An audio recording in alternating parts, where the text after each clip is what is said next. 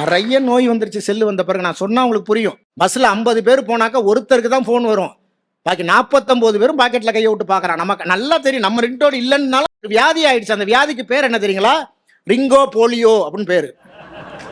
இன்னொரு வியாதி இருக்கு, கையில செல்லு, அது போக வேண்டிய மெசேஜ் யாருக்கு போகணுமோ போயிட்டே இருக்கும். அந்த வேலை தனியா நடக்கும். அந்த நோய்க்கு பேர் என்ன தெரியுங்களா? பைசா காலியோ அப்படின்னு பேரு.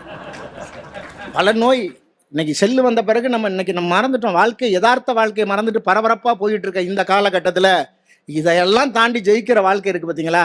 இத்தனை புறசூழல் இவ்வளவு மோசமா இருக்கு நம்மளை சுத்தி.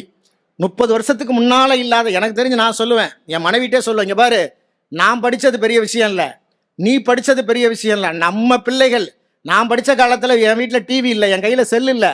அன்னைக்கு நான் படிச்சு 500க்கு 10th 500க்கு 400 மார்க்கு வாங்குறது பெரிய சாதனை இல்லை. இத்தனை புறசூழல் மோசமா இருக்கும் போது இன்றைய பிள்ளைகள் ஜெயிக்கிறாங்க பாரு.